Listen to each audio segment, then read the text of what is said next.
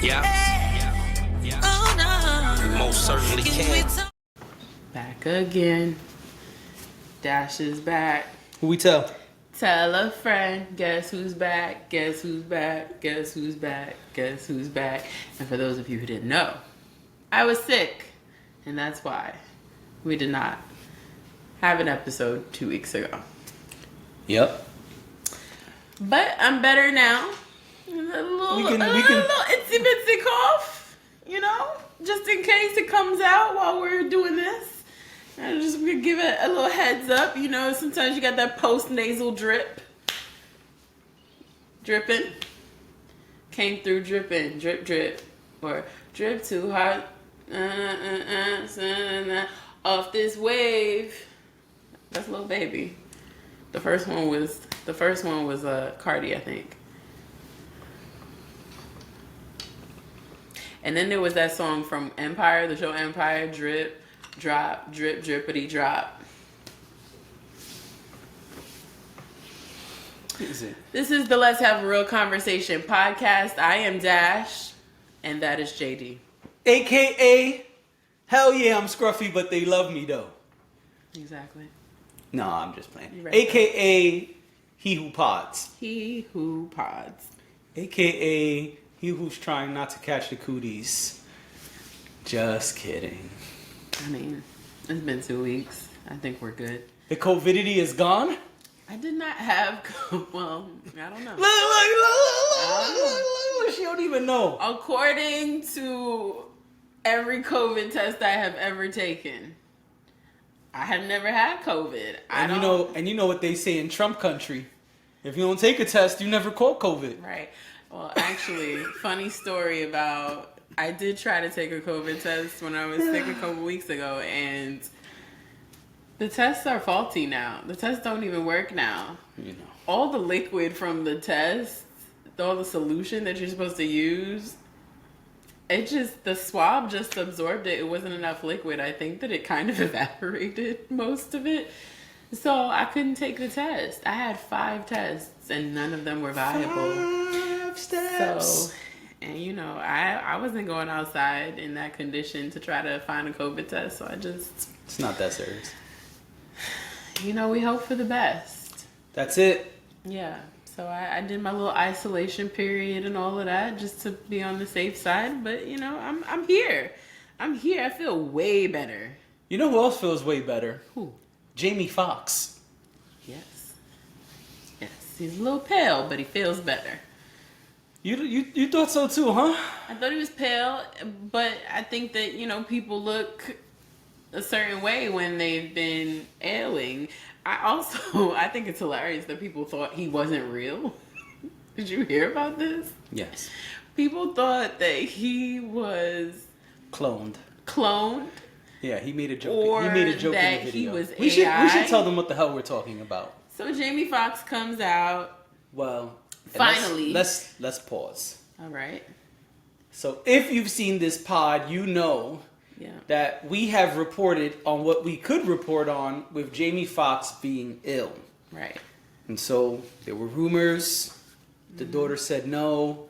The daughter just said he's sick. But first the daughter said he's sick. Please respect our privacy at this time. But there was mad rumors already floating around at that point. Yeah. Mad rumors. Rumor has it. And then more rumors. Yeah, and crazy rumors, ridiculous rumors, like things that are totally unbelievable. Listen, anything's possible, right? But some of the stuff they were saying was like, oh, he went blind. He had COVID and went blind. Like, people were saying all kinds of like the craziest possible things that could happen are all of the things that people said happened to Jamie Foxx. Yes. And then the daughter came back and said, hey, you know, it's really mad. It's really wild that y'all out here wilding. My dad's been home. He's fine. He ain't even in the hospital. So stop. Right. And we have a new show coming out. And we was like, it's a little weird. A little sketchy. It's a little But, weird. you know, it's fine. It's fine. Weird. Everything is a rollout. A little weird. Okay? And props to Ice on the Joe Budden podcast. That's his line, and we tend to agree with that. Everything is listen. I think that everything is. It's the same way we say everything is content. I think that sometimes you stumble upon things that you can benefit from, and I think when it's yours, being opportunistic is not the worst thing in the world, right? Mm-hmm. I think it's different when you take someone else's misfortune and you try to capitalize on it or monetize it in some way. I think that makes it nasty. I think when you're doing it on your own and of your own stuff, it's a little weird and it's a little sketchy, but honestly, if it's yours to do what you want with, and if that's the way they decided to parlay him being sick and, you know, kind of use it to their advantage. And I know I'm saying something a little different from what I was saying before, because before I was just like, I don't get it. Like, I really don't get it. But the more I think about it, it's like, I would rather exploit myself, or I would rather Jamie Foxx exploit maybe is not the right word, but I would rather use my own misfortune for my own benefit than to have other people use it, if it's going to be used in that way. So if they were able to find a way to use it to their advantage, I guess then it is what it is. It's weird, but hey, people have done worse things. That's true. And so finally, we have heard from Jamie Foxx. I don't know what my mouth was trying to say right there. It was, I don't know. But finally, we have heard from Jamie Foxx. Jamie Foxx put out a video, and you know, he addressed the rumors. Yeah. He addressed his butterfingers. Just kidding. So he addressed the rumors. He addressed the things that happened in the public. He gave a lot of props to his family and his team. Right. He showed a lot of love to his fans. He spoke about how he's looking at life differently and valuing life even more now, and his appreciation for everything that's been going on with himself and his survival and his career over time. And he said that he wanted to wait until he was well enough to appear on camera himself in good health so we could remember him in good ways, because that's the legacy he wants to leave behind, not one of him full of tubes and things of that nature. Right. So we still don't know what the hell happened to Jamie Foxx, because that's what he said. He didn't say, I was in a coma, I slipped on a banana peel, I had headaches for 3 weeks. We don't know. And truly, it's not our business. No. If we're being honest, whatever happened to Jamie Foxx, that's Jamie Foxx's business. Also... No, they can't hear you. Sorry. Sorry. Also... I lost my train of thought. It's Jamie Foxx's business, whatever happened to Jamie Foxx. Right, and also, like, creating all of these fabrications of, like, these ideas, these ridiculous ideas that it's not him, or, like, when you get sick, sometimes you get pale. That's a thing. Even... All right. I don't want no smoke with the Jamie Foxx fans. I'm a Jamie Foxx fan. As someone who experiences that. Don't even go there. As someone who experiences... I was about to ask, experience what? I am someone who it don't matter what it is. Like, I could get sick. It could just be a long winter, whatever it is. I get pale. I'm not gonna get into all the reasons why it happens, because it's nobody's business. We could talk about that off pod. But I am someone who I lose my color pretty easily when it comes to different types of things that may happen to my body. So, or just even just environmentally, you're not out in the sun in the wintertime when you live in a place like New York City, right? Like, you may be outside, but you're not getting a whole lot of sun. So I get pale. So I can understand. And yes, he looked a very different complexion than the one we're used to. I get that, but that happens when people are sick. We also don't know what the illness is or what the accident was or whatever it is. We don't know. And it could be something that is ongoing and he's still experiencing right now. So I think we just take it for what it is. Like, we're either accepting that we don't know what's going on or what went on, or we're not. I was saying either we're going to accept that we don't know what happened, or we're going to want to know what happened. Like, we can't really have it both ways. We're not getting it both ways. We're getting what we get, and that's it. So then it can't turn into, oh, he's been cloned. First of all, that's not how cloning works. Second of all, oh, it's AI. Y'all really think, like, what is it? Y'all thought it was a hologram or something? We'll get to holograms in a bit. But Jamie Foxx did not have a hologram. Like, that's really him, and we don't know what's going on, and it's fine. At least we saw him. We know that he is thriving in some capacity. He had his movie come out on Netflix. So, y'all could go on ahead and call Tyrone clone Tyrone, which is so funny that they would even say that he was cloned when this movie came. That's why they said it. People on the internet are crazy. But yeah, I know I'm belaboring the point, but I just feel like it is what it is. If we're just gonna ride for him and be like, okay, great that he's doing better and we're happy to see him in good shape or better shape than he was, then that's gotta be that.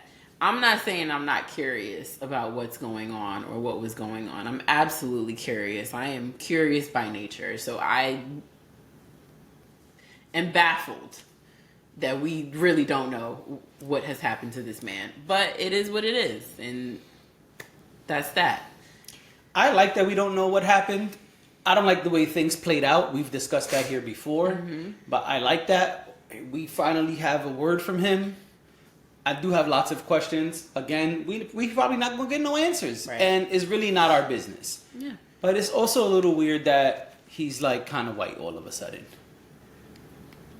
He's really significantly lighter. Yes. That's a little weird. And I'm not even saying like... Maybe jaundiced. I'm not saying any of that, like he did something to himself or whatever. It's noticeable is what I'm saying. And my follow-up to that is, I hope he's truly okay and not just, I'm going to prop myself up in front of the camera. Right. Because it's been a minute and because the movie came out and Netflix said I had to do promo because I already signed on to do promo. Because he definitely mentioned the movie in his video as well. Yeah. So I hope that Jamie Foxx is okay. I hope whatever his road to recovery is, that he continues on it.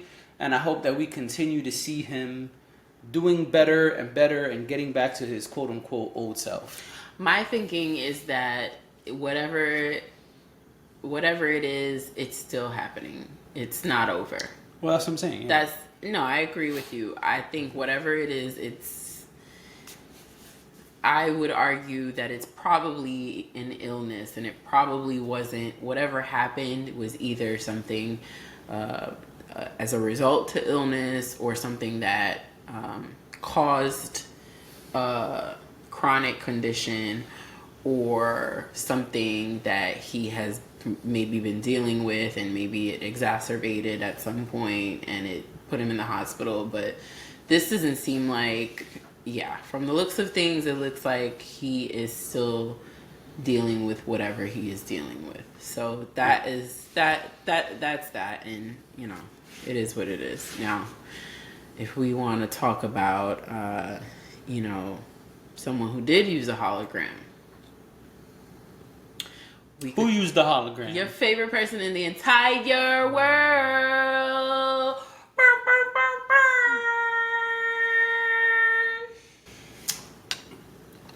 Let me had to sip some coffee before we get into this next topic. Yeah. In his words, I'm charged up. And in your words, this is layered because there's a lot of different directions we got to go in with this. Drake has been touring. Yep. Drake has been touring. In fact, he just made his way. Oh, shoot. I was going to call Josh.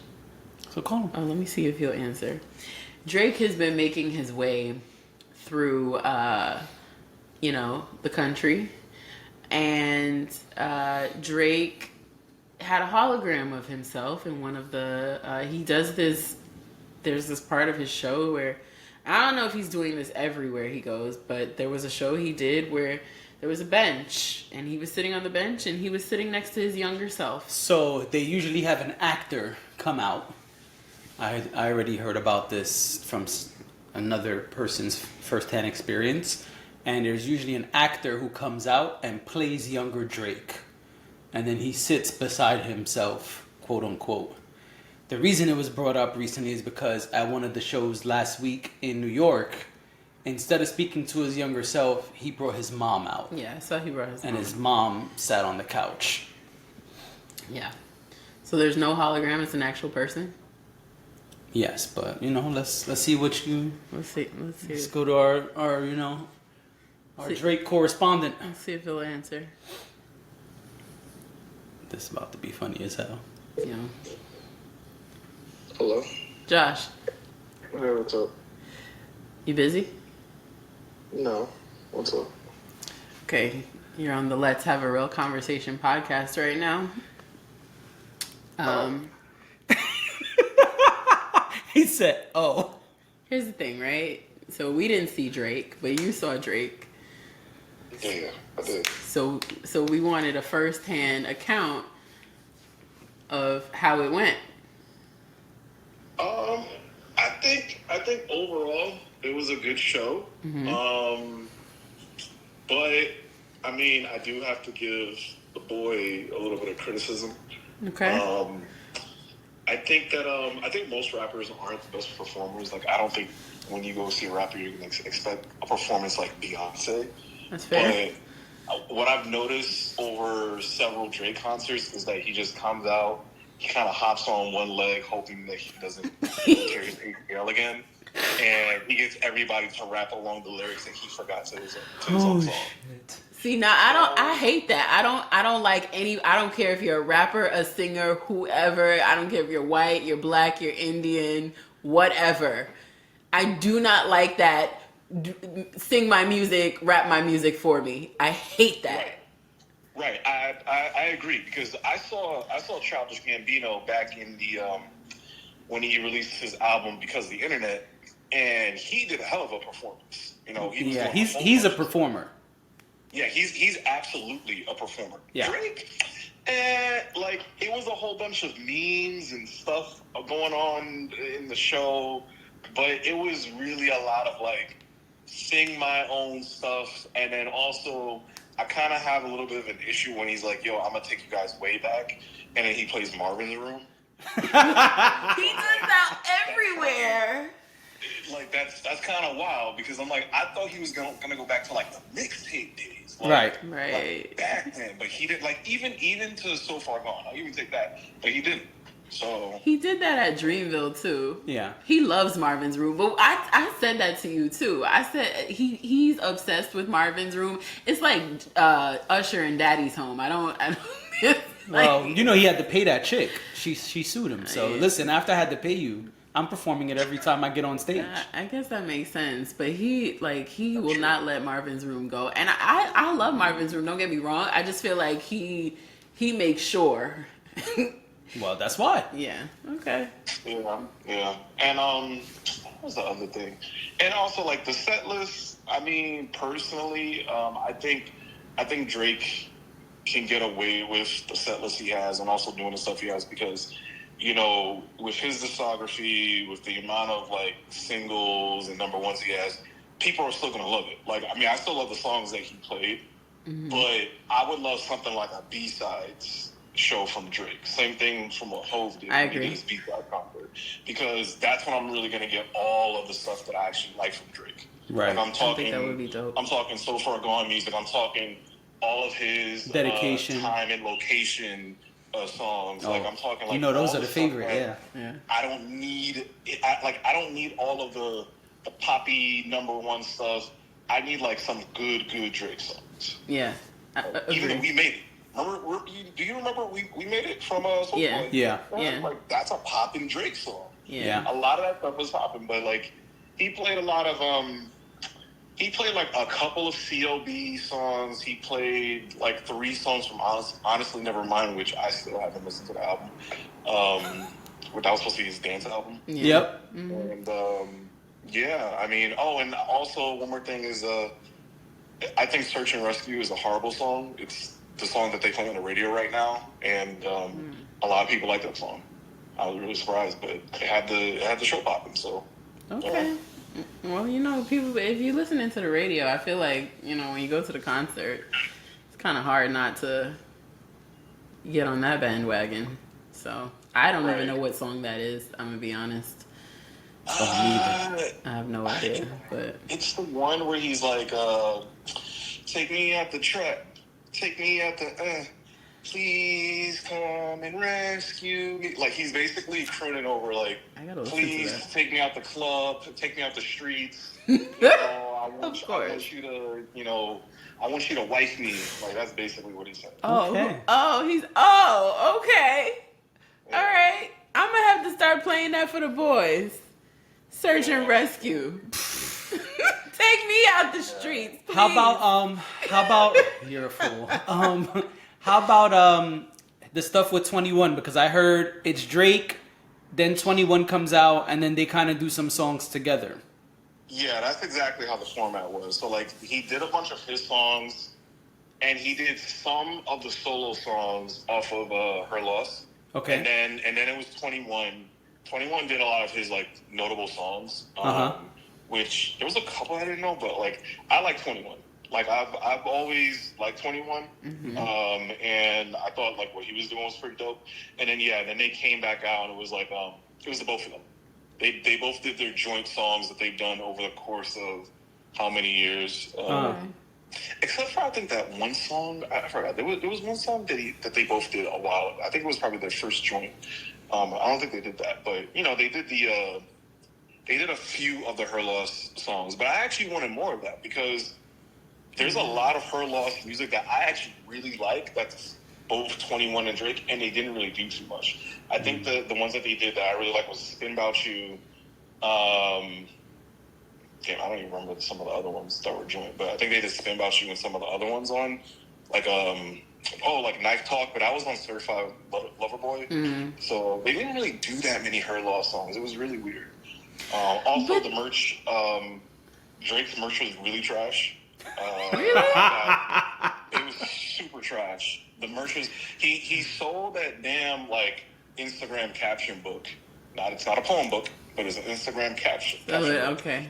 And he sold some of the Certified Lover Boy merch when it was like the socks with the heart, the hat with the lipstick kiss on it. What I got was, I got the shirt with the girl who's the cover of the Her Loss album. I got a shirt with just like her face on it, and then I got a 21 Savage shirt. That one looks like someone did a whole bunch of graffiti, and they basically did, like, it says Slaughter Gang with him wearing the Jason Voorhees mask, and then on the back it shows the tour dates.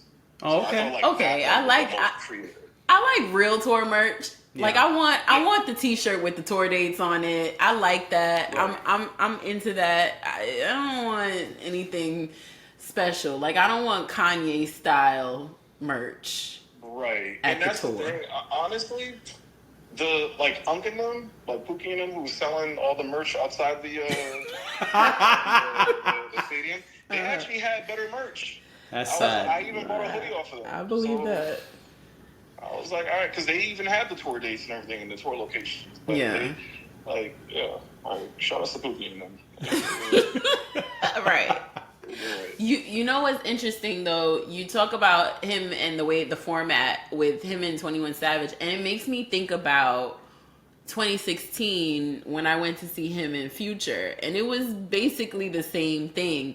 And I kind of felt like then, okay, Future is not really like, I don't have any real connection to Future, but I would have enjoyed more of him and Future performing their songs together. Like they performed a couple songs and then that was it. And it was, I mean, it was the Drake show, obviously, and I understood that, but I feel like that's where he faltered. I feel like he could have had Future do a little bit more, especially since you took the time to do a whole album with him. Yeah. Right. So I guess that's I mean, I didn't see the latest show, but I feel like that's a criticism, like that he doesn't, when he's doing these collabs, it's like, okay, you could come out for a little bit, but that was kind of the feeling on Her Loss anyway.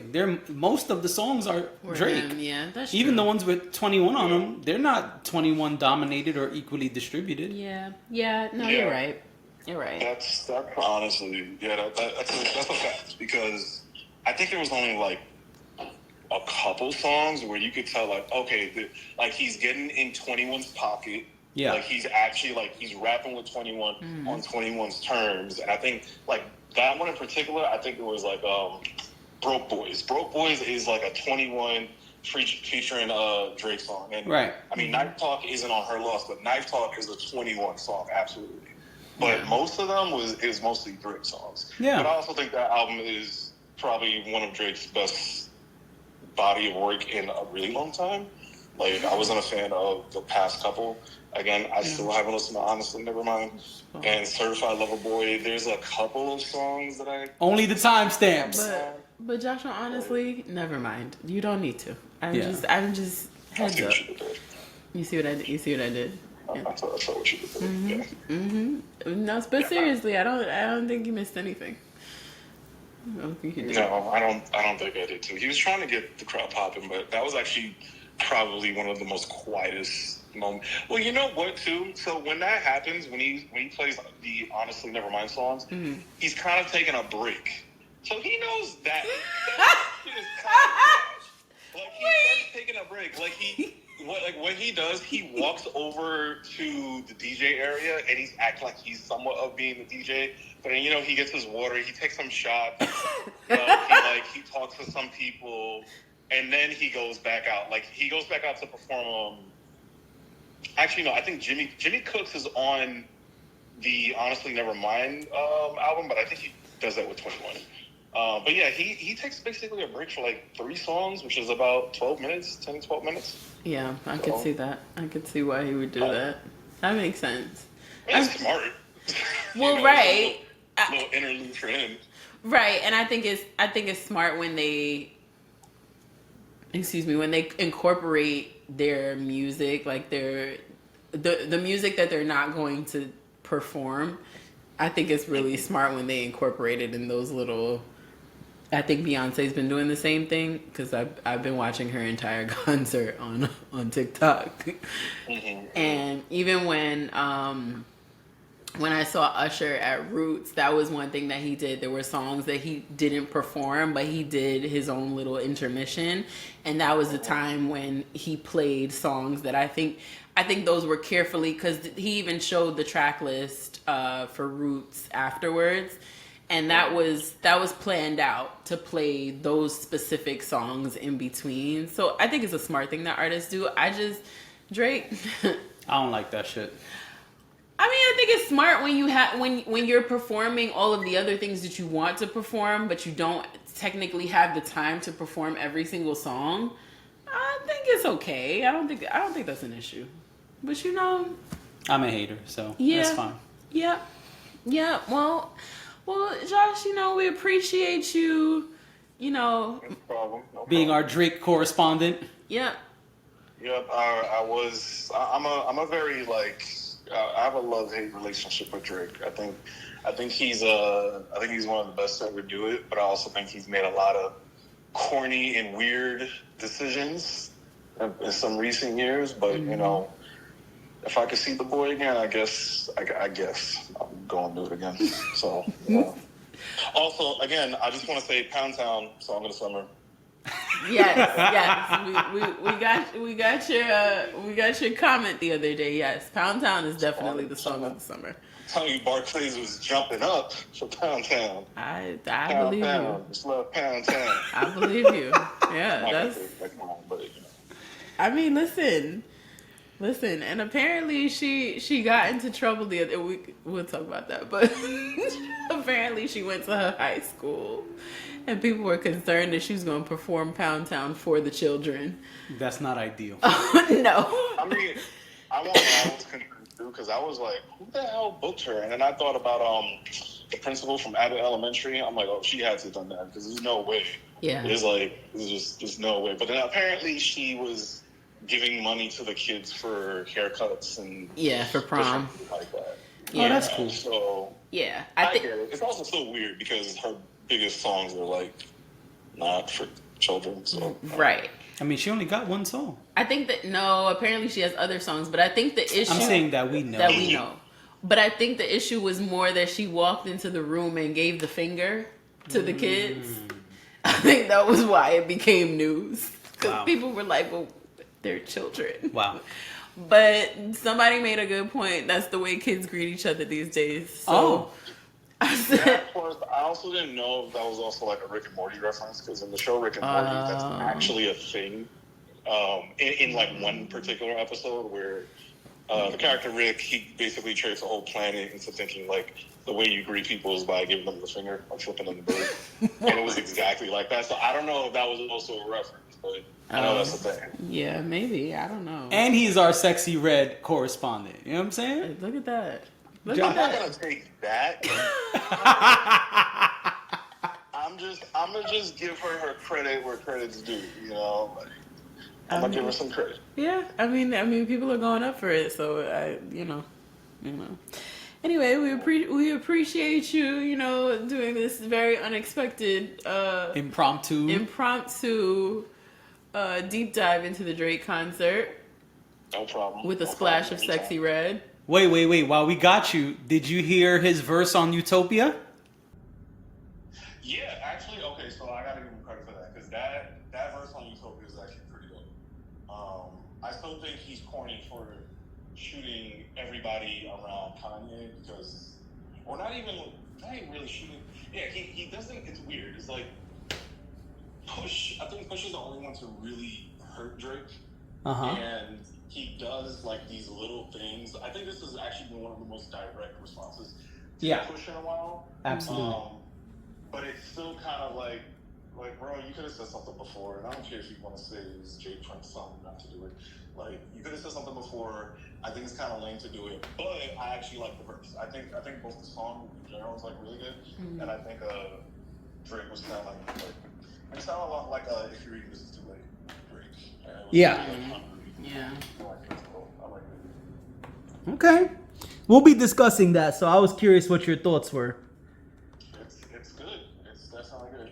You got my praise on that one. On this one, that. Okay.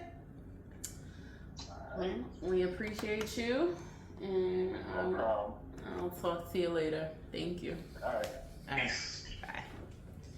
All right, so special thanks to Dash Brother Josh for our, Our Drake correspondent. Our Drake correspondent, you know what I'm saying? Yeah. Yeah. I figured he would have a lot to say. Yeah. So that's it. I just want to respond to the Utopia verse. Yeah. The song is called, so Travis Scott dropped a new album. Mm-hmm. Drake is on a song called Meltdown. And that's what we asked Josh about at the end. And he takes shots at Push. He takes shots at Pharrell pretty directly. Like, he does not say names for each thing he does. He really doesn't say names, but it's pretty clear who he is talking about. And I would play it for y'all, but YouTube keeps flagging stuff when we play music. So y'all can go look it up, because I don't want to have stuff get flagged and taken down.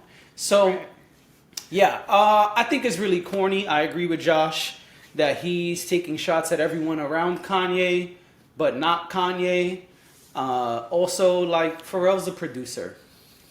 He doesn't rap. Why are we dissing producers? Like, if you're gonna continue to beef with Push, continue to beef with Push. Right.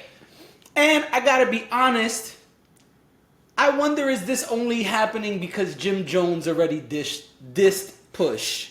Right. So because Drake has been very quiet about this Pusha T beef for a while now. Yeah. It's been, we all thought it was put to bed. I mean, Push has still been saying little slick stuff. But Drake hasn't said a word. And he's released plenty of music and verses and features. Right. And the 21 album, like we said, Her Loss. Nothing was on any of those. So now I gotta wonder, raise my eyebrow, is this because Jim Jones very publicly shot at Drake? And now, I mean, not at Drake, at Pusha T. And now, I'm gonna say something I said a couple pods ago. There was a rumor that this Jim Jones Pusha T shit only started after Drake brought out Dipset at the Apollo. We know Drake is very meticulous. Yeah. We know Drake is a planner. Yeah. So did Drake plan this tag team action? I can see that. Did Drake tell Jim Jones, hey, like the Jim Jones thing was the setup for the thing that's, or we about to jump him? well, that's what I'm saying. It's a setup for, Because you gotta understand, Jim Jones is a public figure, yes.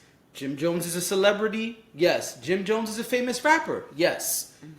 But he is not on the level of notoriety of Pusha T, and definitely not on the level of notoriety of Drake. right. And so even if a little bit of that Yeah. boosts his stock, Right. It's worth it for him to do it. He loses nothing. Yeah, he doesn't lose anything from this. No. we've also never seen Jim Jones in back and forth battles of raps. Right. We've never seen a public display. We've seen, tough talk. We know about his action outside of music. Yeah. With the fisticuffs. Yeah. But we never seen Jim Jones in a rap battle, so to speak. Yeah. And so all of this is boosting Jim Jones stock. It makes me wonder, was there a conversation behind the scenes Maybe. after the Apollo? Maybe you're right. Or was Jim Jones acting on his own? And now that Drake sees that, he's like, oh, that's what we doing? Oh, Okay, yeah. I feel brave too now. Any of those things can be possible. I think you're onto something, that there is some connection to it. I remember when you said it on the pod before. I do think that there's a strong possibility there's a connection to it, because even though you have like these solo artists that are out and they do whatever and they have their own conflicts with whoever, they're also a little cliquish. Especially when it comes to like Drake and Cole, and they're a lot cliquish. They're not. They move on their own because they are solo artists, but There are they have these alliances with other rappers and rap crews, and I was gonna say there's mob ties, but yes. sure, yeah, you could your way. Drake reference. Your way is cooler than mine, but Yeah, I wasn't trying to be cool, just I know. I'm just saying it sounds way better than what I said, I but appreciate that. yeah, I could totally see that being a thing, because we know that they do things like that. Like if somebody messes with Cole, and you might hear Drake do a verse about that person, and they do things like this. So it's not unlikely, and But did we talk about the fact that he in his show had took a shot at Childish Gambino? We didn't yet, but let me just say this. I want to say publicly, because I don't know what's going to happen from here on out. I want to say publicly two things. Number one, Drake, if you think Push is just going to take that quietly on the chin, Oh, I think it's the opposite. you are bugging. I think it's the opposite. And number two, This is a rollout. what you mean? Drake has an album coming, and Drake knows that if he pokes the bear will wake up. Well, Push also has an album coming. So it's good for both of them. Sure. I think, like you said, Drake is very strategic and he's very meticulous.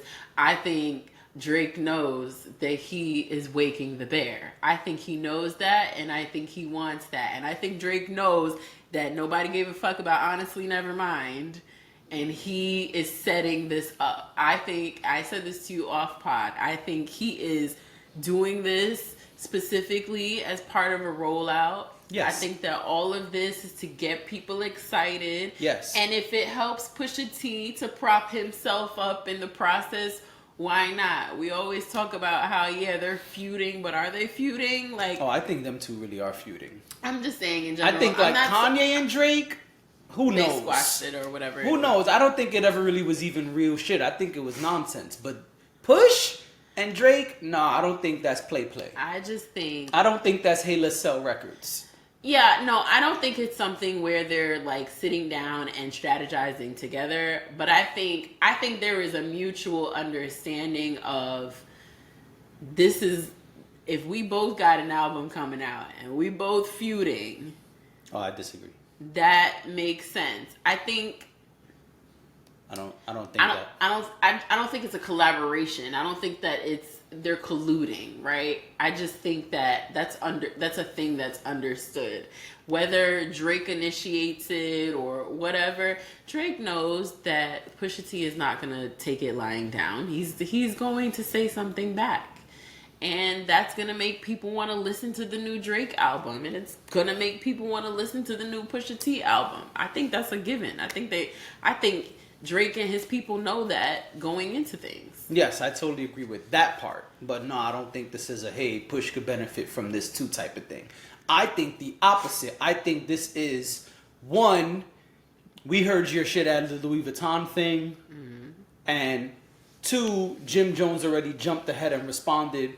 Three, you haven't said shit. Four, exactly that last piece you said. Let me get my shit off on the Utopia feature. Mm-hmm. So that way it could springboard my album sales, because now people are looking forward to the shit I'm going to say on the new album. And what I was going to say a minute ago is, I think the second part is, I don't think Push has any problem battling both of y'all motherfuckers at the same time. Of course not. I think y'all probably made Push very excited right now. Right. I think Push heard that shit and was like, oh yeah, okay, the album okay, yes, back just so he yes. Could, we don't even know when the Push album is coming, or the Clips album is coming. We don't know what it is. We just know. I'm just saying. I'm sure he's like, oh, let's do some more. Oh, come on. And now, here's what's really wild. Mm-hmm. You publicly dissed Pharrell. Pharrell probably was like, I'm gonna make some angry ass beats now. Oh, that's what you said? Right, exactly. Watch these beats I'm about to make for Push to diss you. Yeah. Why would you do that? I don't know, but I think, like I said, I think that Drake. I'm excited. I think me too, because I feel like this is what we want from Drake. Like we want. Oh, I mean, I'm excited for Push. I don't give a fuck about Drake. I want to hear a direct diss, like the way I came up here and gave props to Jim Jones. Yeah. For his diss being very direct. Yeah. And very clear. That's what I want. If Drake is gonna reignite the battle with Push, then let's really do it. Sure. Like when we heard Takeover and Ether, we didn't need to guess who was being dissed. When Pac was putting out Hit 'Em Up, we didn't need to guess. But I guess that's what all the real good rap records, you didn't need to guess who was being dissed. Right, that's true. I guess that's why I'm saying I'm excited. I'm excited on both sides, because I just feel like who doesn't love a good rap battle? Okay. And I feel like when Drake is in his bag, mm-hmm. he's in his bag. Okay. Now he hasn't really been in his bag. I don't know if he still has a bag. Fair. I've said that. I don't know either. But I would like to see if he does still have a bag. And I think this is a good way to do it. I think a little, a little competition, a little battle, a little back and forth could do Drake some good right now. So Oh, absolutely. I am here for it. I would love to hear what both of them have to say. But you think Pharrell's gonna pick up his pen and write some diss record stuff to Drake? No. Because Pharrell raps. Of course. It's not often, but Pharrell raps. I don't think so. You think he just wants to stick to the beats? I don't think Pharrell cares if Drake is dissing him. I think you're right. He'll probably make some fire beats for a push, but I don't see Pharrell. I mean, if he did, great, but I don't see him jumping in. I don't think that's what he's on. I don't think he cares about that. Got it. Well, I got Push. Against Jim Jones. I vote Push. If we're going for Drake versus Push round 2, I've got Push. Yeah, I didn't say Drake was gonna win. No, I know. I just want to publicly make it clear. So when it comes out later and Push kicks some ass, we can post these clips. You Boop. said it here. No, You know what I'm saying? With the said it date here underneath. Fuck a timestamp. We could do like Drake and put first. Right. Right. June 30th on the couch. Right. So, speaking of rap. Oh, more, man? All right. Let's do it. Let me drink some coffee. Speaking of hip hop. Coffee. Yeah, watch your mouth. Because, Watch your mouth. there are differences. Yes, watch your mouth. Thank you. First number one hip hop album of 2023. Hip hop. 21. Hip hop number 1. That's I Just Wanna Rock? That's what that is right there? That's your I Just Wanna Rock dance? Yeah. Got it. Okay. Do it again? Alright, there you go. I just want to. Yeah. I just want. Yep. I look like something's wrong. Like I'm having a spasm. Everyone does. I mean, if we're being honest. And their TikTok dance, Lil Uzi Vert. Yep. Congratulations to Lil Uzi Vert. First hip hop number 1 album of 2023. And I gotta be honest, it may not stay that way for very long. I mean, if there's heat coming. We have Drake coming. Travis just dropped an album. Yep. 21 Savage is about to drop an album. There's a rumor that there's another 21 Savage and Drake collab album coming.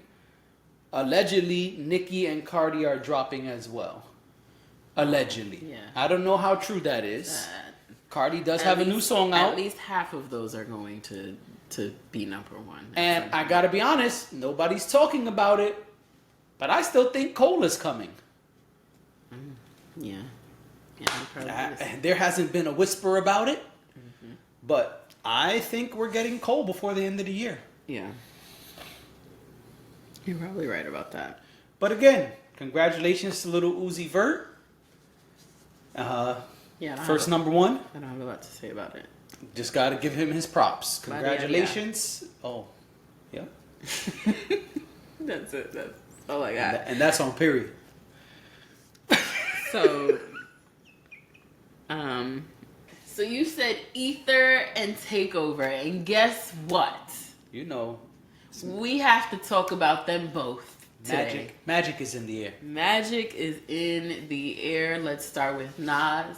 The new Nas album came out. Magic 2 is what it's called, right? Yep, Magic 2. I listened to it. You listened to it. Thoughts? Of course I listened to it. It's cool. I don't think it's the best of the 5 projects. Mm-hmm. But I gotta be honest, I don't give a fuck. Because number 1, I'm happy to hear all of this Nas. Agree. Number 2, I think Nas is letting people know, he still got it. Fuck, still got it. You know what's 5 albums in 2 years? I mean, that's pretty badass. I remember when DMX flexed that he had 2 albums in 1 year and they both were platinum.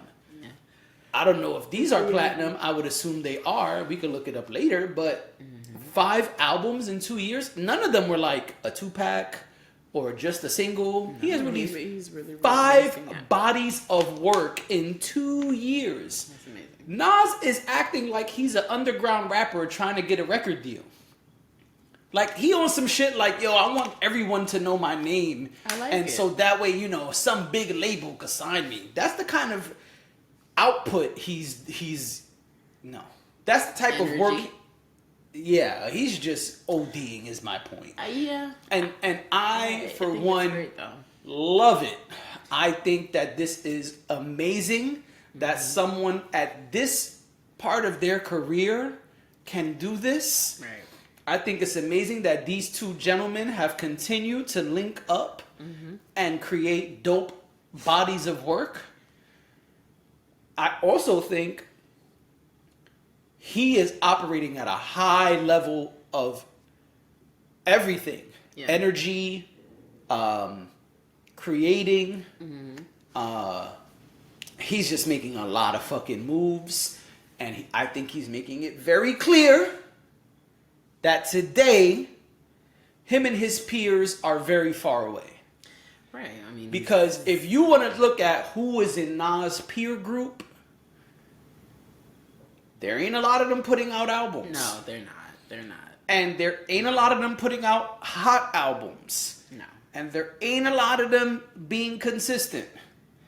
And there ain't a lot of them making super hot fire. But in fact, Nas is killing it. Nas is doing his thing. Yes.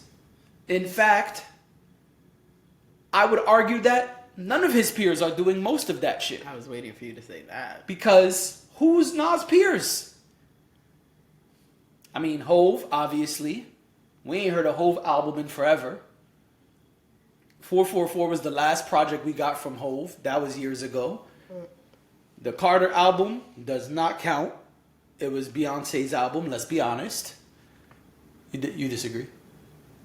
I'm not. You think they equally... Then never mind. Honestly, never mind. Who else? I mean, Biggie's gone. Pac is gone. Wu-Tang, I mean, they're more collective when they all came out anyway, like in 94, 96. Yeah. It was not one member. Today we might see more of the individuality of like, oh, Ghostface is doing this, or Raekwon is doing that, or Method Man is doing this, or RZA is doing that, or whoever. Method Man is doing this. Facts. Okay. But what his fine ass. But there's not any music coming from these people as individuals. Like, I ain't heard a Ghost album in a minute, and I don't think Ghost is interested in that. And there's not a shot at Ghost. I'm just trying to have the peers conversation. I don't think there's anything wrong with having the conversation. They're older, and I don't say that disrespectfully. They're older. No, it's the fact that they're all in their 50s, their including lives Nas. are different now. Their peak happened a long time ago. So I think it's a fair conversation to have. I think it's okay to talk about how well Nas is doing in terms of continuing his craft. And we've heard so many rappers get to a certain point before their 50s and say, oh, Jay-Z included, say, oh, I'm retiring, oh, I'm not doing this anymore, whatever. I'm focusing on other things. That's the famous line. And it's true that they do focus on other things, right? Sure. A lot of them, when you start to look into them and check in on them, you see that they have a lot of things going on that have nothing to do with actually making their own music. Yes. And that's totally fine. But it is refreshing to have someone who is from that era still making music, still making good music. I listened to it. I was like you said, I'm just enjoying having music from Nas. I've always been a Nas fan. I was one of the kids who was, in school talking about, well, I mean, but Jay-Z says this, but then Nas said that. And, I was one of those kids. So I appreciate both of them very much. And being able to get new music from Nas is amazing. I was happy to turn on the album and listen to it, and he sounds great. He's doing well, and I think you make a good point. He's letting everybody know, hey, I'm still here and I still got it. And he's not against using the new sound. I think we've said it here before, but I think Hit Boy understands Whether you like every song or not is a different conversation. Yeah. Which of the 5 projects is better than the other, or which one is number 1 to you is a different conversation. But Right. I think Hit Boy has a great understanding of how to put Nas and his style in today's rotation and not sound out of place. Right. There are plenty of Nas records from these 5 albums that you can put after a Drake, after a Cole, after a Kendrick, after a Wale, Right, yeah. after Meek Mills, whoever, all of the people who are current and hot, you can put Nas right in that playlist and it won't sound like, yo, who's this old nigga, man? What's this? Yo, get this old shit out of here. Like, you couldn't put Meek Mills, what's the record everyone loves? Nightmares and Dreams and Nightmares. You couldn't put that and then put If I Ruled the World right after. The young people be like, what the fuck is this? Why are we listening to this? Yeah. But there's a couple of you could put some other joints from these 5 albums up there. Right, yeah. The other thing is, and I'm dick riding a little bit, but I also think we have to give Nas props for the fact that he don't have to do this shit at this point. No. He's not under some like Def Jam record deal. Right. He's not someone who has a contractual obligation. Mm-hmm. He's just having fun. And I think it shows. It doesn't sound like some other people's music. I'm not going to say names. But it doesn't sound like some other people's music where it's like, I kind of didn't want to make this album. Right. I didn't really try on this album. Mm-hmm. I'm not really excited about this album. Mm-hmm. No, this sounds like, man, I am having a blast. Yeah. Yeah. And in closing, I want to ask a question. Or do you have something else to say? No. Go ahead. Go for it. Very often we hear that on a Nas release date, Jay-Z has released something at the same time. Nas album, Jay-Z single. Nas album, big Jay-Z feature. Nas album, Beyonce and Jay-Z collab album. Okay, what happened this time? Do you think it was the reverse this time?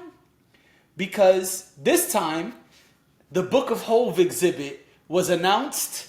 There was pictures of all the famous people there for the private first, showing. That viewing, and it was like, it'll be available to the public at the end of this week. Yeah. And at the end of this week, that week, Nas' album came out. I don't know, because I don't remember if Nas said it was coming out. No, not long before. He did. And even if he did, you don't think Nas knew about the Book of Hov shit? I mean, I don't know. The Book of Hov, Book of Hov thing was very hush. Not for people of Nas caliber. Well, Nas know a lot of them same people Jay know. Of course, I'm not implying that he doesn't. I'm just saying I know it was very hush. It was something that was done in conjunction with Jay-Z's team. So I don't know. I truly don't know one way or another. But you make a good point. And it's not out of the realm of possibility. It's not. I'll be honest, it wasn't an original thought.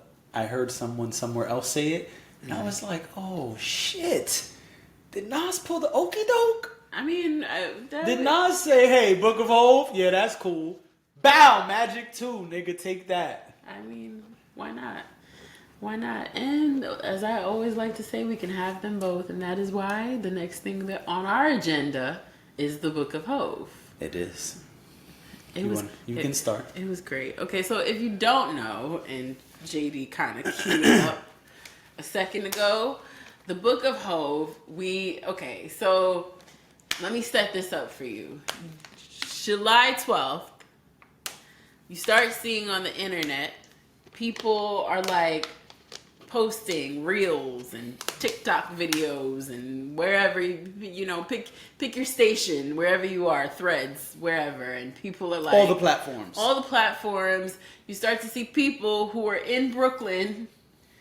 People are posting videos and saying, I don't know what's going on, but those look like Jay-Z lyrics on the Grand Army Plaza library, the main library in Brooklyn. And everybody's like, what's happening? What's going on? So then you start getting writers, blogs, and things like that where they're like, we don't know what's going on, which is strange because usually the blogs know, usually the major publications know what's going on. They have no idea. So it's all speculation. Everybody's like, we think maybe there's an exhibit coming, but we don't know.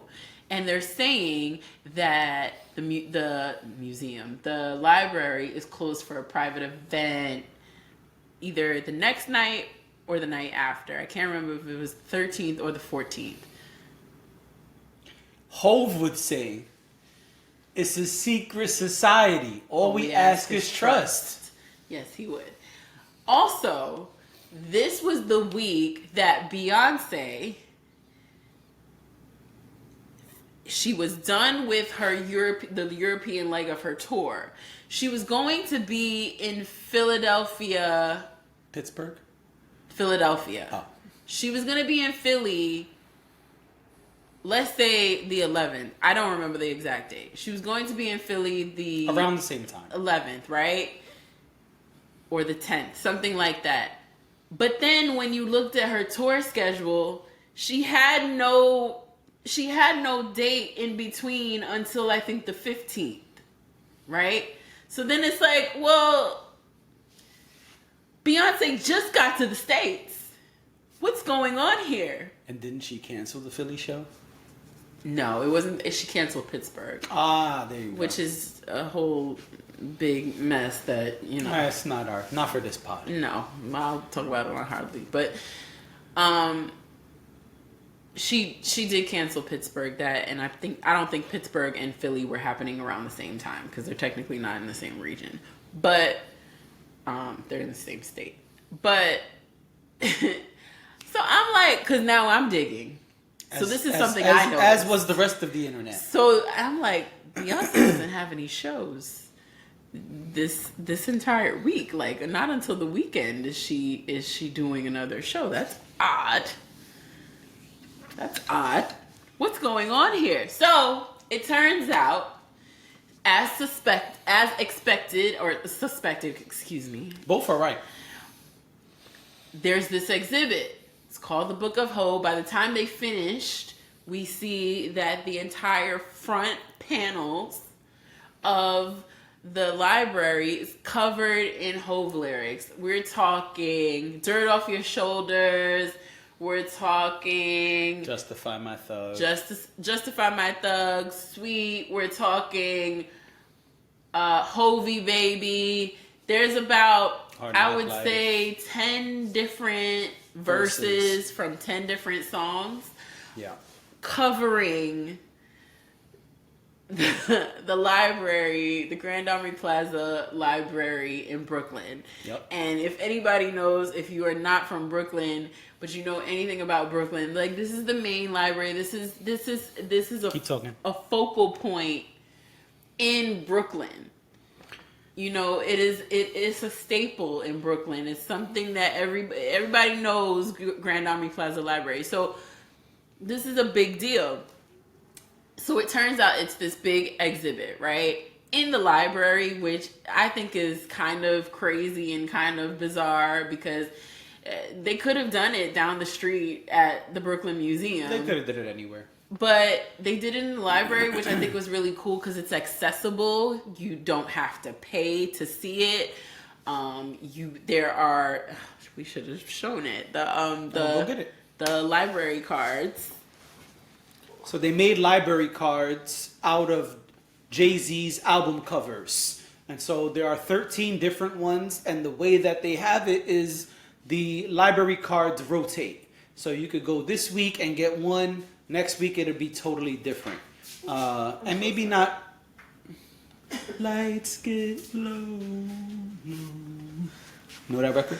Yes. Yeah. All right, go ahead. So this is one of them. Put that up there. Put it on it. Very, very cool. Dash cam. JD cam. All the cams. So this is the Black Album library card, but very cool that you can get these. They say that you can collect them all. Really cool exhibit. there's 5 different rooms, and then the main, the central part of the library is also covered in a bunch of different types of memorabilia and all kinds of things. So it's a huge exhibit.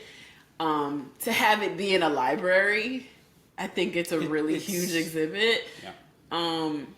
I loved it. I felt so proud to, be from Brooklyn and feel like I felt like I was really a part of something, and I thought it was amazing. I would recommend everybody go, take your kids, take your moms and your dads and your aunties and whoever. It's good for the whole family. I think it's really, I feel like that's something about Jay-Z at this point, now that he is in his 50s, like he transcends.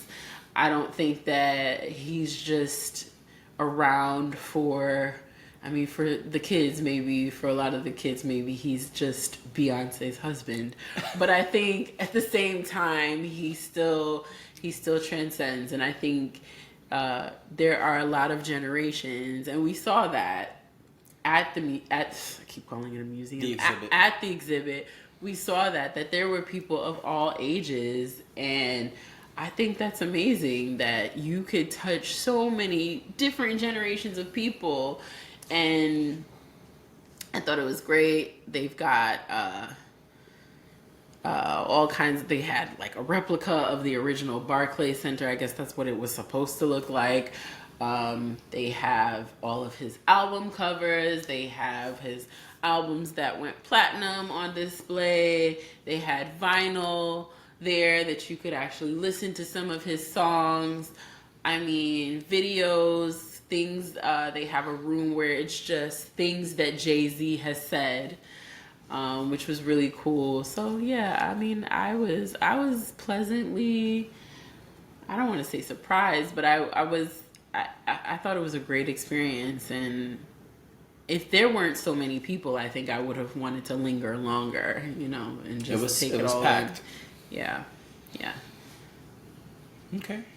Yeah, not much more to say. I will say it's a big moment, not only for Jay-Z and his fans, but for the culture, for hip-hop, for us to be recognized in this way, honored in this way. I know it's not a hip-hop exhibit, but this is someone who is in the forefront of our culture. Mm-hmm. This is someone who does a lot of stuff today behind the scenes in our culture. And literally he's on display. And so this is a big moment for hip hop, a big moment for Brooklyn, a big moment for New York, obviously a big moment for Hov and his fans. And I think it's a beautiful thing. And shout out to the Brooklyn Public Library for doing that. Yeah. It's so popular that it was supposed to have a short run, and it's been extended till October. Yeah. So y'all have plenty of time to go make it there and see this super fly free exhibit. I do think the way they broke up the 5 rooms was interesting because they each have like a theme. I don't know if I necessarily loved all of the themes. I think it could have been done a lot of different ways. Yeah. I wonder, is there like some article out or some kind of explanation of why it was done in this way? Maybe. And then they also have like these plaques, or I don't know what to call them, but it's like these big, what would you call it? The stuff that said like part 5, part 4, part 2. I don't know. They're like these big, they're not pillars, but they're almost like these big statues that of just, are they lyrics? No, they weren't. At first I thought they were lyrics. They're descriptions of like, I guess, eras of his life. Yeah, it's like before you walk into each section of his career. Yeah, before you walk into each section, there's like a pillar or whatever, I don't know what you want to call it, but it has like this description of like what you're about to see in that room or that area. I thought they were interesting, but I don't really think they were necessary. And I think they have, each one of them has like a whole lyric to start it at the top. Yeah, it does. I feel like they could have chose better lines. And I would really like to know, why are those the lyrics on the front of the library? I know you said you thought those were like the ones that were politically correct. Were politically correct. Because but I wonder why those specifically, because he has so many songs. I feel like they could have chose a bunch of different ones. Maybe, but I think... And I'm not saying they're bad choices. I'm just curious why those specific ones. I mean... Like, are those his favorite verses? I doubt it. I doubt it. I don't know. I doubt it. Just like, what's the rhyme and reason behind it? I think the rhyme and reason is probably this. This is something that can be on the outside of this library that is showing to the public. I think they were more liberal about the things inside. The things inside. Yeah. I think outside is very specific. If you notice, there are no curse words outside. Yeah. And we know Jay-Z curses in his raps. I mean, that's we know he talks about all kinds of things. I think they were handpicked very meticulously to make sure that they were respectable lyrics, that they were politically correct, that they would not offend anyone. I think when you're doing this type of thing that is so massive and can be seen, not just standing directly in front of it, but can be seen from far away, I would think that they would have to make sure that it fits a certain criteria. So I don't even think it has any... I don't think the lyrics they chose have anything to do with things he likes or anything like that. I think it was, what can we put up there? This is a cool idea. What can we put up there that won't be offensive? That there won't be any profanity? I think that was probably the...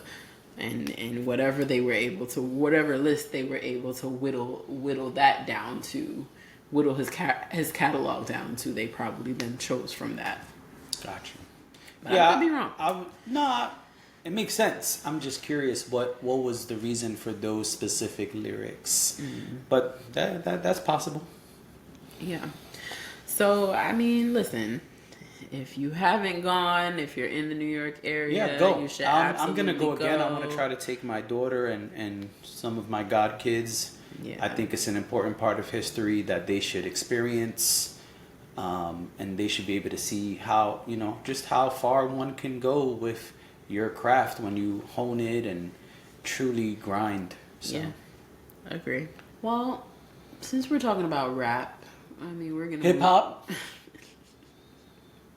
What's wrong with you today? I said rap on purpose. Oh, okay. Since we're talking about rappers, I'm trying to move off of music, but I just wanted to mention, we were supposed to mention it last pod, but there was no last pod. So Issa Rae, her show Rap Shit is coming back for a second season. I think it starts this month. Or, excuse me, I think it starts in August. I'm sure by the time they see this, it'll be this month. I was just about to say, by the time people listen to this, it'll be August. But I think it's coming out soon. I'm sorry, I don't have the date. I thought I had it down here, but I don't. But it's coming back, which I think is cool. It's about two female rappers in Miami, and they trying to figure searching it out. for who she daddy? Lord. And they trying to figure it out. They trying to find their footing. I mean, okay, one of them is technically not a rapper, if you know the story. One of them was a rapper, and she was like a hardcore, like, conscious rapper. And she would get, like, hits online, but she could never get enough traction to, like, make it big. And she was working with a producer, and that didn't go well. And so she was just, doing what we all do and working her regular job and whatnot. She links up with an old friend, and they form this rap group. The girl was not a rapper, but they formed this rap group, and it's actually taken off. So it's a cool show to watch. In some ways, it feels like a coming of age story, but then in other ways, it's, them just trying to navigate life. Something that we can all relate to, like, trying to figure out, okay, I want to do this thing. How do I do this thing and, like, make it be successful? And also living in this this time of the internet, and watching them like get on live and like talk to people because they said something wrong in public and now they got to defend it and all of that. You know, it's cool. It's an interesting show. I enjoyed season 1, so I wanted to mention it because you know, Issa Rae be out here doing her thing. She does. And then I thought that would be a good segue into the new movie Issa Rae is in. Okay, what's that? Come on, Barbie, let's go party. Oh, yeah. Issa Rae's in Barbie? Issa Rae is in Barbie. Issa Rae is actually President Barbie. Holler! Hey! I love that. Yes. Greta Garbo said that she specifically, when she thought about the movie and she thought about President Barbie, the person she thought of was Issa Rae. That's beautiful. She said, I don't want to misquote, but it's my understanding that she saw a black president and she thought of Issa Rae for the role. So I thought that was pretty cool. Yeah, I mean, Issa doesn't have like a huge part in the movie. I saw the movie yesterday. She doesn't have the biggest part, but she also doesn't have the smallest role. Because I heard somebody describe it as, oh, she has 2 lines. That's not true either. Her role is important in moving the story along once it gets to a certain point. So she may not have like a significant amount of lines. She doesn't have the amount of lines Margot Robbie and Ryan Gosling have, but she's not the main character. Right, but it's still important. So yeah, I wanted to give my little review. Yeah, let's hear it. What you thought about Barbie? What you thought about Barbie?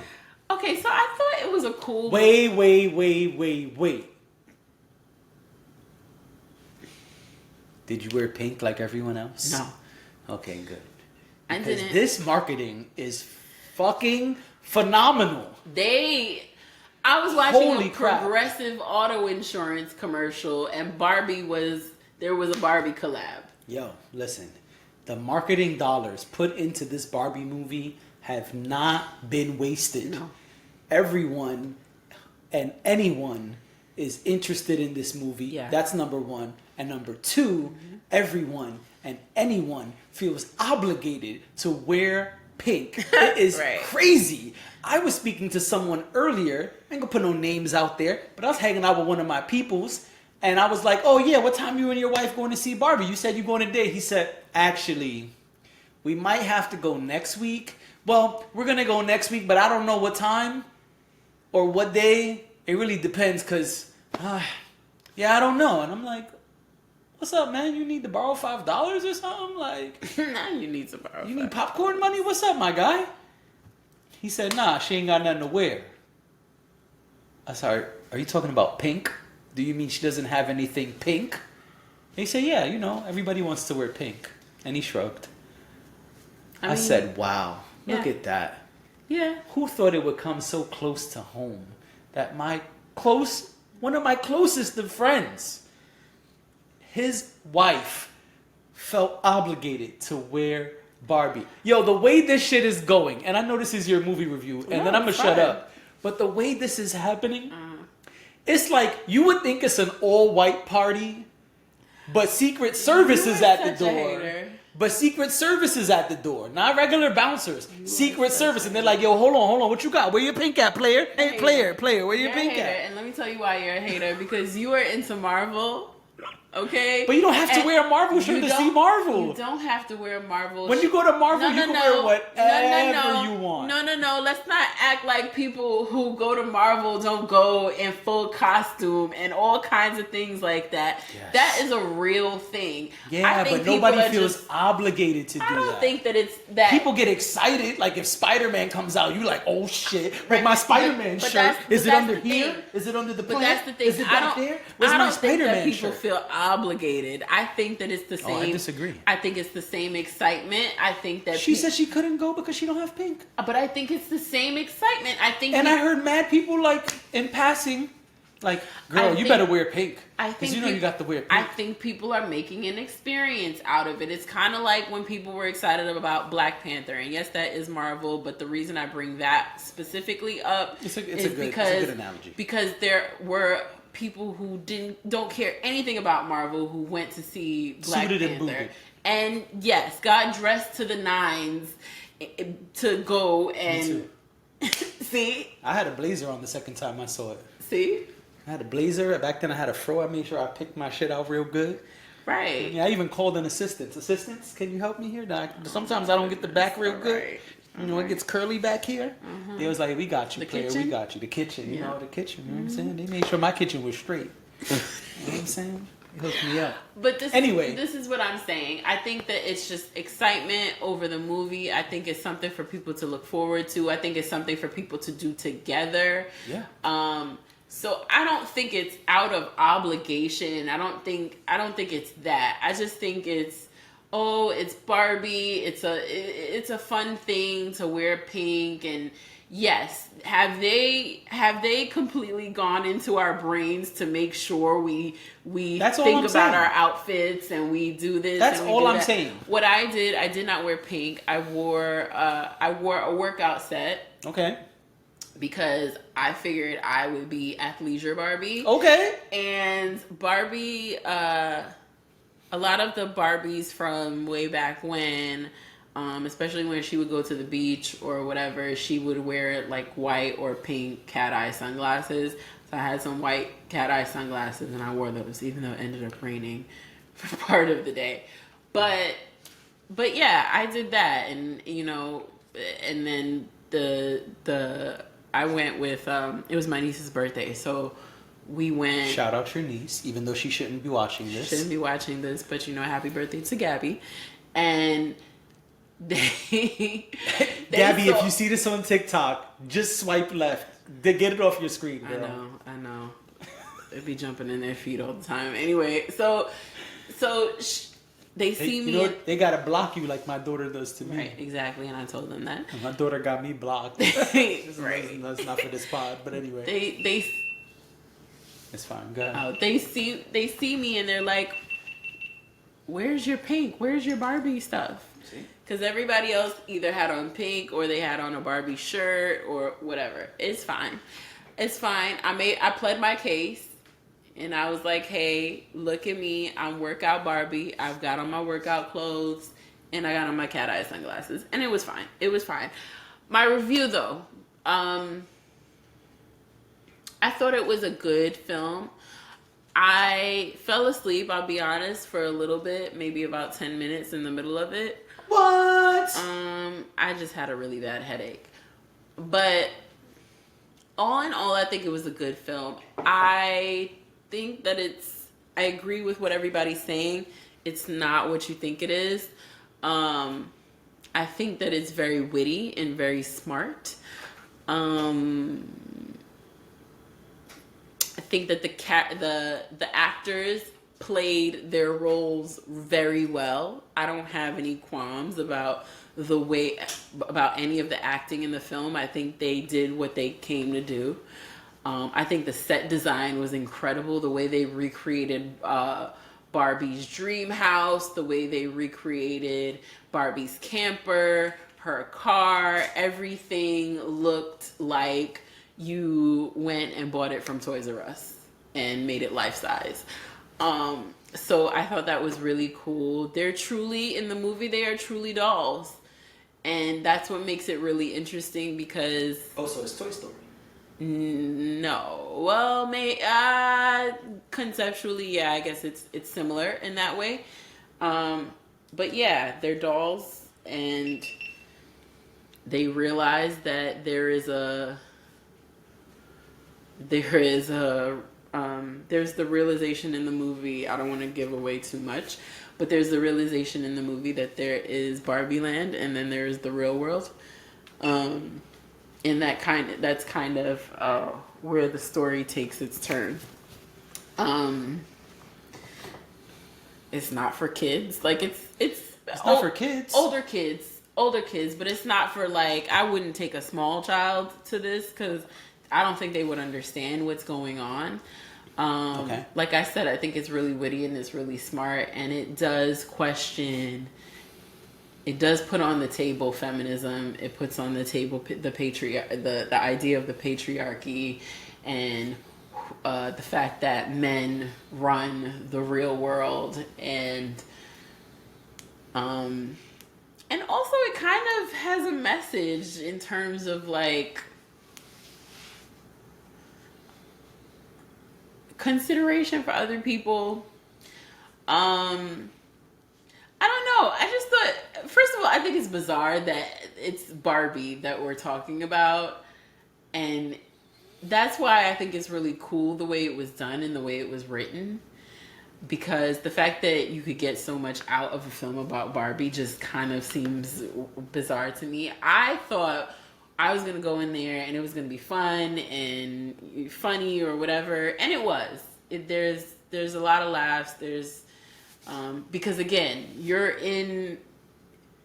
we're acknowledging in the film that they're toys. It's not one of those movies where it's like all of a sudden they're live and they're, they are existing in their world as toys. So even the water, I mean, maybe this is a spoiler and I'm skip ahead if you don't want to hear it, but even when they're on the beach and they're in the water, there's a scene where Ken goes to surf in the water and the water is plastic. Nice.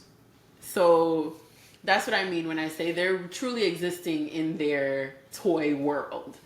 So I think it's really cool that they did that way and created a real difference between Barbie Land and the real world. And also, somebody made a good point, and I didn't think about this until I heard someone else say it, but someone made a good point. I was listening to The Read, and I think it was Crystal who said it, or maybe Kid Fury, that you appreciate the set design even more because in your mind, a lot of the movies that we see where there's like different worlds, you tend to see the real world far more than you see the other world. This is the reverse. This is the reverse. They That's exist cool.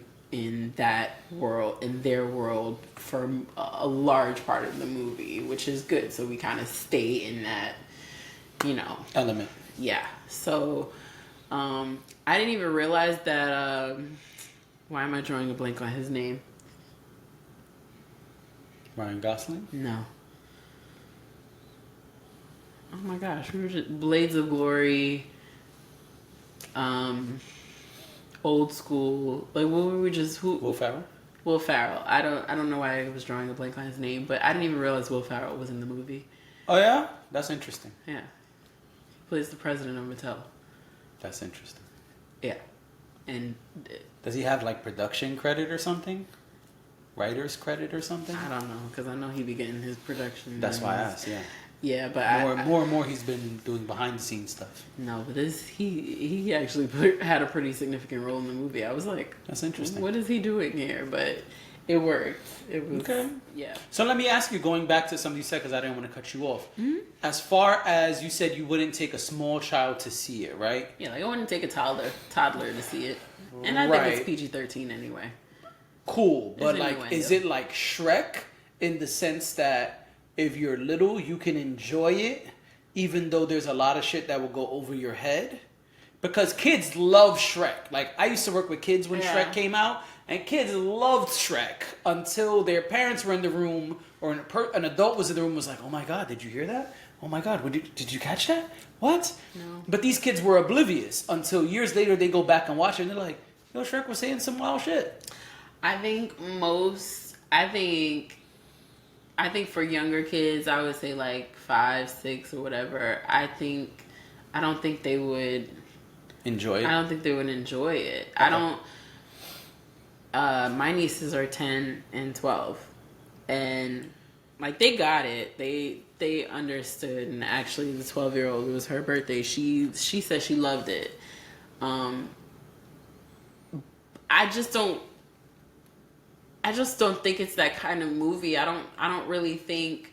I think maybe visually it would be appealing to a smaller child, but I think in terms of like the storyline, That's what I'm asking. The content. and no, I don't think so. I don't think it. I don't think it would make sense to them. Okay, that's why I was asking, because there's movies. I mean, That to they me, it's Shrek like is the double entendre of it. Yeah, all. there's a Like, lot of underlying of course. things that you don't catch, like in one of the Shrek movies. Anyway, never mind. No need for inappropriate jokes. But this is overt, and there is a lot of innuendo. I don't think it's too much that. Well, I'm not asking is it too raunchy. No, I'm just trying to figure out is it something, because I think Shrek is the best example. There's others, but I think Shrek is the best example. Because there's mad shit that's not for kids in Shrek. But if you're a kid, you don't know what the fuck they're talking about. Right. Even the jokes that are inappropriate, like, oh, that's funny. But you don't really know the other meaning. And it's animated, and it's so that's why I So asked. to me, it's not. No, I think this is. I think other than like visually, okay, this is everything's pink and they're like, I don't know that they would totally understand what's. I don't know that there's a division. I know what you're talking about, and there are a lot of movies. Disney actually does a really good job at that. Even in things like, I would say Frozen is one of those movies where a kid can. It's childish. I don't mean that in a shady way, but I mean it's childish enough for a child for it to resonate with a child, but also there's things that there are adult themes that make sense. I think this is all geared towards adults. Okay. I think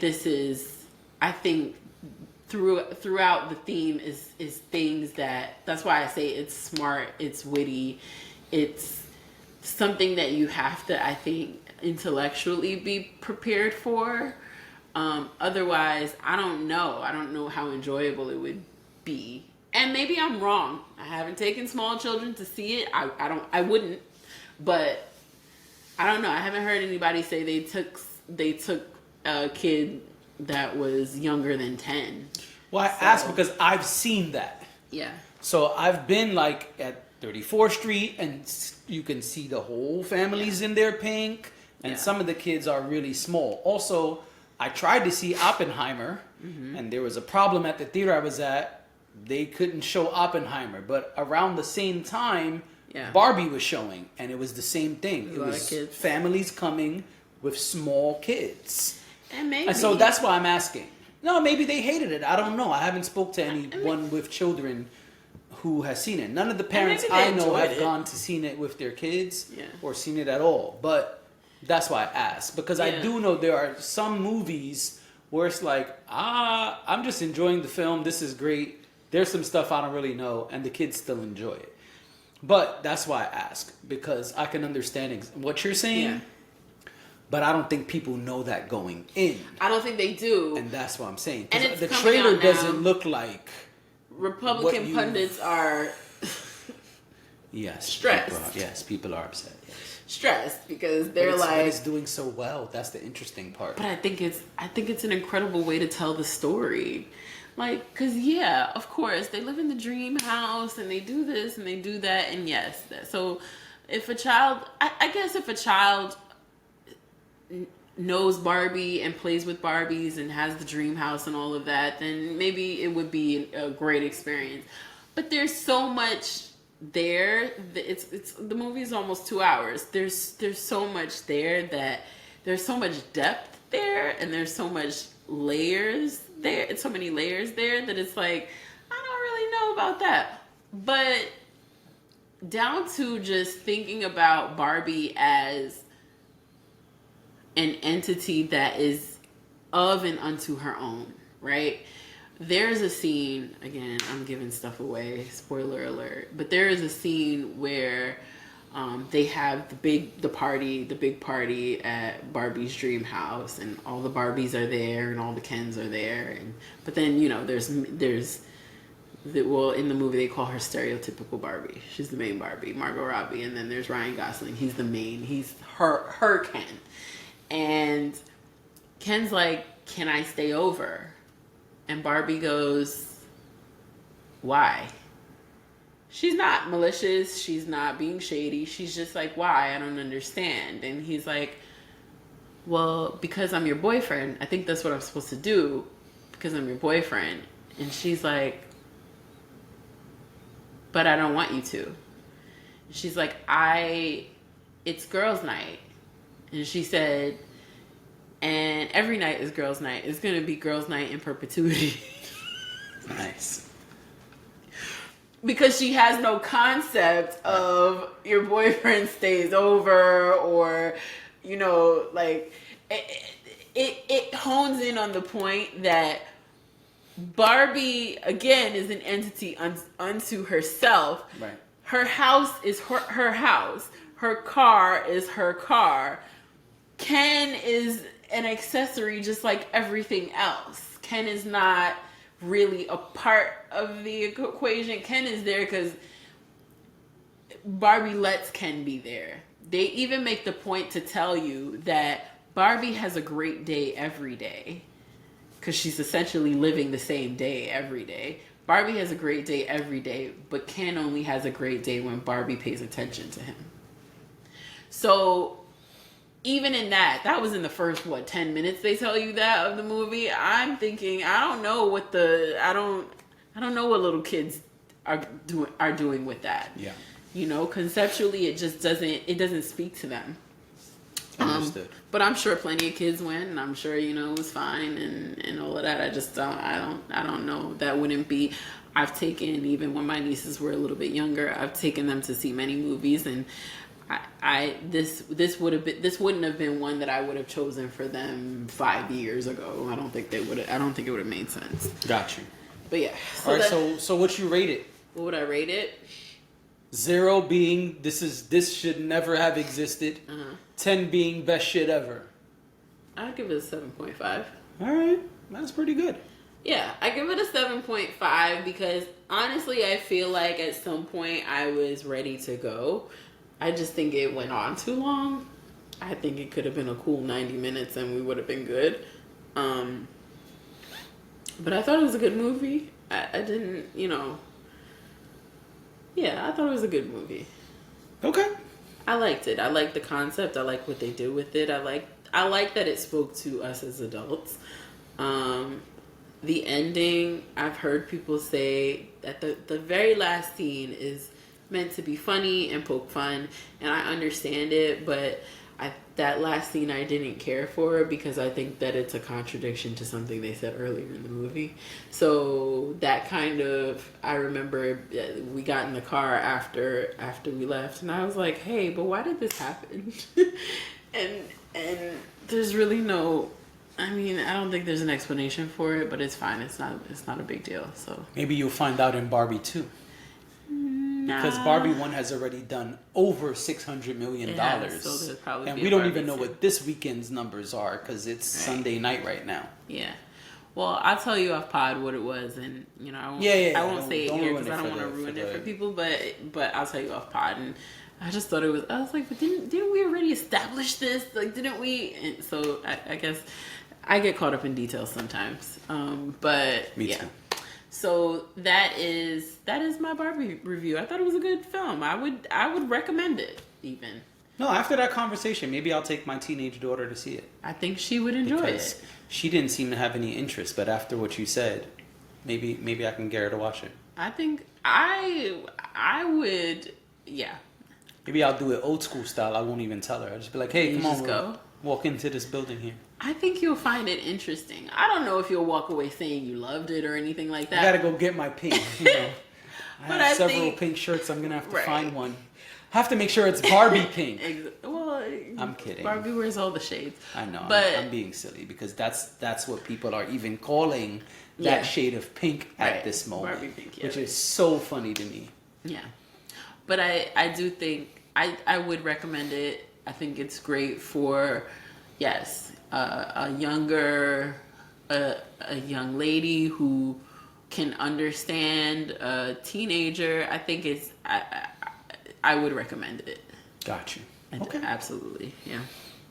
Okay. All right, so let's bring it home. What else we got? I know we're wrapping up. We're wrapping up now. right. But, you know, the one thing that we have to talk about that's not the most exciting thing, now that I've talked about the Barbie movie, we also have to talk about the fact that the writers and the actors are on strike. Wait! Dramatic pause. So I did try to see Oppenheimer more than once, actually. Mm-hmm. So there was a debacle at the theater I went to. I was there on time. Allegedly, the entire theater lost power. Crazy. And then apparently every other theater or every other auditorium was working except their IMAX. So I could not see Oppenheimer. I've tried several times to get tickets to this movie since, but I'm a busy guy and it's 3 hours plus a half hour of trailers. I haven't been able to see it yet. Yeah, I haven't. So either. between this pod and next pod, I will watch it. I will come back and give y'all a thorough review. If you watch it, we can both do it. Yeah. And also, I heard about a conversation I want to listen to. I don't know if it will be brought to the pod, but something I heard is very interesting to watch after you've seen Oppenheimer is Neil deGrasse Tyson had a conversation with Stephen Colbert about science, about the movie, and about a lot of different things surrounding those topics. And I've heard multiple people and podcasts bring it up. Okay. Apparently it is a really interesting conversation. Okay, so now the writers, the actors. Okay, so the strike. Since the last time we recorded, the actors have now gone on strike. They have joined. Or rather, they're technically, I guess theirs is separate because they're part of a different union. But Hollywood's on strike. That's the long and short of it. Hollywood's on strike. A lot of people can't work right now. There's the unions are holding out. They're basically like, we will wait. We are not in a rush to resolve this. I mean, I know Netflix is happy. Of course, I saw that report. Netflix subscriptions have gone up. Netflix stock went through the roof. Yeah, because people are running out of things to watch at this point. Yeah, and they know there's probably no new shit coming for a while. Even the list of the fall shows, what they call it, the fall lineup, I guess is what it's called. It's like very little there. Yeah. And a lot of the shit you really want to see is like, oh, we don't know what's going to happen. Like, a lot of shows have been canceled because they don't, like, now they have to kind of figure out, okay, yeah, we may not cancel, I don't know, Grey's Anatomy that's been on for 50,000 seasons because we know that works and, you know, we could get everybody to come back and do whatever. But the shows that maybe haven't been around for very long and have only been around for a couple of seasons, or maybe it was already in limbo, they weren't sure if they were bringing them back, a lot of those shows got canceled. I see a Black Lady sketch show got canceled. That's Robin Thede show that she does with HBO Max. There's a long list. I can't even think of everything right now. But Essence actually posted all of the Black shows that have been canceled. And it's a lot. But if you go to Essence's Instagram, you can get that information if you're looking for it. I see Viola Davis was working on a movie. And she stopped. Both acting and production. Yeah, and she has stopped working on it. Even though to stand in solidarity. Yes, go ahead. So I don't know if this is what you were about to say, but there are rules to being a part of the strike. Yes. So no new projects will be worked on, but you'll find that some people maybe have been in the middle of projects, and some of those projects are okay to continue. Yep. They basically said that, you know, you wouldn't want to be shopping anything new. Like if you were already in the middle of shopping something around and that's still in the works and you still have those meetings on the books, that's fine. But if I today say, okay, I just finished this script, I should not be going to anybody and trying to pitch my script anywhere. And if you do, you know the rule? No. Oh, they're pretty much banning you. Like, they're not... Yeah. This is not a direct quote, but the understanding, and people have actually said this and posted it, is that if you do something to break the union, the solidarity. The solidarity. I felt like I was going to say the total wrong word there, even though that's what I was going to say. If you break the solidarity, if you stand apart from everyone else, you will stay apart from everyone else. Right, yeah. And so when the ship is righted, when they right the ship, you're going to end up blacklisted. You'll be walking the plank. Yeah, exactly. So... And I get that. I get it because too. if we're all together and all trying to make things happen for the betterment of ourselves, the future, our children, our legacy, everyone, you can't just be like, yo, fuck y'all, I'm about to go make this movie. Yeah. No. So yeah, it's crazy. I hope that they get it resolved as quickly as possible, but also I totally understand like not wanting to give in to whatever it is that they want to give you without considering what people actually need and what people are actually asking for. There's a big conversation happening. Well, two. One is about money and just the fact that these studios make so much money and they off pay of, people shit. And they exactly. And especially when it comes to the streaming. Yes. Because that's the one I see the most discussion about as far as payment. It's like, yo, fam, we're getting paid nothing off these streams. Like, yeah. And that's what I say all the time about music. I know I always make it about music, but I'm an artist. And when you look at the account and it says 0.000123, it's like, what the fuck is that? Yeah, it's crazy. And then the other thing is AI, this conversation about AI and the fact that they're basically like, oh, y'all not writing, we'll get a computer to write it. That's fine. No, what's really interesting to me is what they want to do with the AI. One of the things that they presented to the unions is that if you do something, so let's say you do a show, and in the show, let's just say you only did one episode. But you did a show for, what's it called, Rap Shit? Mm-hmm. Okay, so let's say you're on an episode of Rap Shit and you're a performer in the show. You perform a song. Mm-hmm. Because you did that one episode, what they presented is they will be able to take your likeness, take what you did in that episode and remix it, replicate it, change it in perpetuity. That means forever for those who don't know.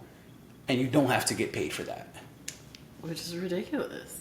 Because they know that they will be able at some point to have AI do that. To say, hey, this is Dash's voice. Right. This is what Dash looks like. We can now take her voice and her likeness, what she looks like, and package it differently and create a new piece of content without ever having you come back to the show.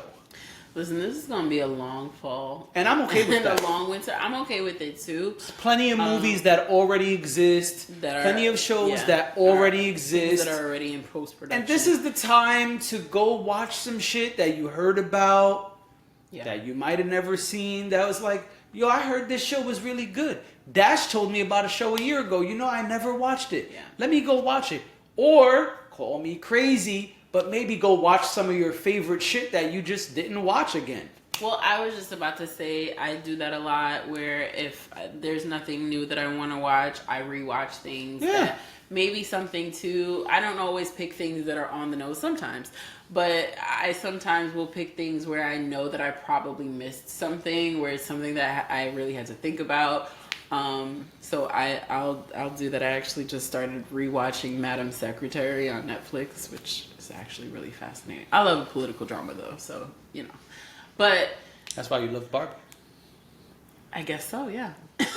So yeah, but I think it's a good opportunity to also support the actors and writers that you like, and watch the things that they have created already.